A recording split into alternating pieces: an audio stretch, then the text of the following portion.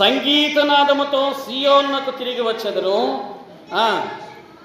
నిత్య సంతోషము వారి తలల మీద ఉండును, వారు సంతోషానందము గలవారగుదురు, దుఃఖమును నిట్టూర్పును తొలగిపోయాను. ఇశ్రాయేలు గురించి చెప్పినటువంటి ప్రవచనం నేటి దినాన మన గురించి కూడా మన యొక్క జీవితాలలో నెరవేర్చబడుతున్నటువంటి వచనము. దేవుడు విమోచించినటువంటి క్షణం, విమోచన క్షణం మనందరం. ఎవరి ద్వారా? యేసుక్రీస్తు ప్రభువాని యొక్క రక్తం ద్వారా విమోచించబడినటువంటి మనకు ఏముండాలని కోరుకుంటున్నాడు దేవుడు? ఏముండాలనుకుంటున్నాడు? మనకి చదివాం కదమ్మా, ఏముండాలనుకుంటున్నాడు?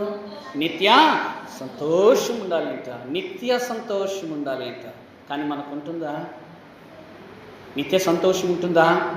ఎందుకు మనకు ఉండట్లేదంటే దీనిలో కొన్ని రీజన్స్ ఏంటి అంటే, కొంత సమయమేమో దేవుడు అంటాం, ఎక్కువ సమయమేమో లోకం అంటాం. దేవుడు అంటాడు కదా, నా సన్నిధిలో ఉన్నా లోకంలో ఉన్నా ఎక్కడున్నా సరే నీవు నా బిడ్డగా మాత్రమే ఉండు అంటాడు. మనం ఏం చేస్తామంటే దేవుని సన్నిధిలో ఉన్నప్పుడు ఆయన బిడ్డలాగా ఉంటాం, లోకంలోనికి వెళ్ళిన తర్వాత మన యొక్క ఇష్టానుసారంగా మనం జీవిస్తాం. అందుకే సంతోషం మనలో ఉండదు. మనలో పాప పురుషుణ్ణి చంపం, విసర్జించం. వాడిని ఏం చేస్తామంటే కప్పెడతాం. అందుకే మీ పాపములను కప్పుకొనక ఒప్పుకొనుడి అంటాడు. మన పాపములు ఏం చేస్తూ ఉంటాం? మనం పాపములు ఉన్నాయమ్మా, పాపాలు ఇవన్నీ కూడా 5 పాపాలు. మనం చేసే పని ఏంటి? ఏం చేస్తాం? ముసుగేస్తాం.